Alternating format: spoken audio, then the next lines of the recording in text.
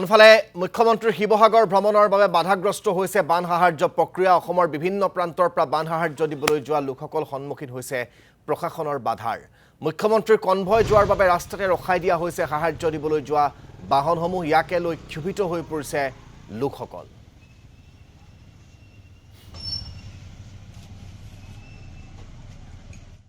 আমি এটা বৰ লজ্জিত বিষয় আৰু এটা দুখৰ বিষয়। আজি শিৱসাগৰ জিলালৈ অসমৰ মুখ্যমন্ত্ৰী হিমন্ত বিশ্ব শৰ্মা ডাঙৰীয়া আহিব নাজিৰালৈ, কিন্তু আপোনালোকে যদি ভিৰটো চাই বৰ্তমান অৱস্থাত পুলিচে ভিৰ কৰাইছে নামটি অঞ্চলত। আজি যদি আমি ক'বলৈ যাওঁ, এই অঞ্চলটোলৈ আহিছে শোণিতপুৰ জিলাৰ পৰা নাজিৰালৈ মানুহ আহিছে, তেজপুৰৰ পৰা মানুহ আহিছে, গুৱাহাটীৰ পৰা মানুহ আহিছে, লখিমপুৰৰ পৰা মানুহ আহিছে, সকলো দিশৰ পৰা মানুহ আহিছে, নামটি চাৰিআলিলৈ যাবলৈ আহিছে। আৰু নামটি চাৰিআলি আধা বাটতে আজি আৰক্ষী প্ৰশাসনে বাধা দিয়া দেখা পোৱা গৈছে। আচলতে ৰজা মহাৰজা আহিছে নেকি বুলি যে হিমন্ত বিশ্ব শৰ্মাই বাৰম্বাৰে কৈ থাকে, বৰ্তমান অৱস্থাত পৰিলক্ষিত হৈছে। দুৰ্দশাৰ বুজ ল'বলৈ আহিছে বানাকান্ত ৰাইজলৈ বিভিন্ন NGO আহিছে, বিভিন্ন সংস্থাৰ পৰা মানুহ আহিছে, কিন্তু বৰ্তমান অৱস্থাত শিৱসাগৰ জিলা আৰক্ষী প্ৰশাসনে সম্পূৰ্ণ নিজৰ ব্যৰ্থতা স্বীকাৰ কৰি তেওঁলোকে কালি এখন নটিচ জ্ঞান কৰিব নোৱাৰিলে যে আজি হিমন্ত বিশ্ব শৰ্মা আহিব, সকলোফালে বন্ধ থাকিব। সেইটো আজিলৈকে তেওঁলোকে এখন চৰকাৰী নটিচ দি তেওঁলোকে বন্ধ কৰিব নোৱাৰিলে। কিন্তু আজি যদি আপুনি দেখা পায়, সম্পূৰ্ণ গোটেই ৰাস্তা বন্ধ কৰাবলৈ দেখা পোৱা গৈছে। ইয়াৰ পৰা এটা কথা জল পত্ৰিকাৰে প্ৰমাণ কৰিব পাৰি, হিমন্ত বিশ্ব শৰ্মাটো বাহ ল'বলৈ হেলিকপ্টাৰৰ ওপৰেদি উৰি আহিব আৰু ৰাস্তাইদি যাব। ৰাস্তাটো ঠেকভাৱে এনেকুৱা কিছুমান কৰ্মকাণ্ড কৰা আমি দেখা পোৱা গৈছে। মই এইকেইদিন প্ৰায় আহি আছোঁ। আজি 4-5 দিনমান হ'ল মই অহা।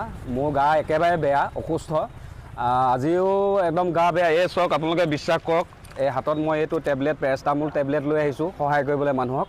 তথাপি যেতিয়া প্ৰশাসনে আমাক ইয়াত ৰখাই দিলে, আমাৰ অতি বেয়া লাগিছে। মোৰ এই দেহাই আজিও তিতি আহিছোঁ, গোলাঘাটৰ পৰা জাজিলৈকে তিতি আহিছোঁ। বৰষুণ দিছে চিপকৈ। এইটো ছয় লওক, পেৰাষ্টামোল টেবলেট লৈ আহিছোঁ। মুঠতে যেনে তেনে ভাবিছোঁ মানুহখিনিক সহায় কৰোঁ, কিন্তু আমাক কিহৰ কাৰণে বাধা দিছে আমি ধৰিব পৰা নাই। এইখন চৰকাৰক আমিয়ে সহায় সহযোগিতা কৰি চৰকাৰ গঠন কৰিছিলোঁ। গতিকে এতিয়া কিহৰ কাৰণে আজিৰ দিনটোত আমাক বাধা দিলে, ইমান দূৰৰ পৰা অহা মানুহখিনি যাতে যাবলৈ পোৱা নাই, কিহৰ কাৰণে বাধা দিলে, এইটো আমি চবেই আচৰিত হৈছোঁ। হয়, বহুত দুখৰ কথা। আমি আহিছোঁ শোণিতপুৰৰ পৰা, আৰু ৰাতিয়ে ওলোৱা। আমি আহি পিনে জাজিত 8টাতে পালোঁ, তাতে আধা ঘণ্টা ৰখাই দিলে। তাৰ পৰা আৰু ক'লে যে এইফালেদি গৈ থাকা, লাহে লাহে যাব পাৰিবা। আহিলোঁ ইয়াত অহাৰ পিছত কিন্তু আৰু কিবা হ'ল, ৰখাই থৈছে এতিয়ালৈকে। আমি ভোকে পিয়াহে আহিছোঁ। আমাৰ দুখ লাগিছে, আমাৰ মানুহকেইটা কষ্টত আছে। আমি চাইছোঁ বিভিন্ন মানুহ আহি ইয়াত সহায় কৰিছে অসমৰ।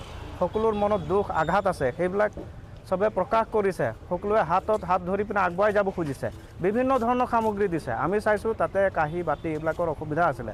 সেইকাৰণে আমি ভাবিলোঁ যে অকণমান সিহঁতক সকাহ দিওঁ বুলি পিনে আমি আহিছিলোঁ ইমান দূৰৰ পৰা। গোটেই ৰাতি আমি জাগি আহিলোঁ। আমাৰ সেই কষ্টবিলাক দুখ লগা নাই, কিন্তু এতিয়া লাগি আছে। কাৰণ ইয়াৰ পৰা যদি আমি খালী হাতে খালী মুখে ঘূৰি যাওঁ, সিহঁতক দিব নোৱাৰোঁ, আমাৰ অন্তৰত এটা আঘাত আহিব।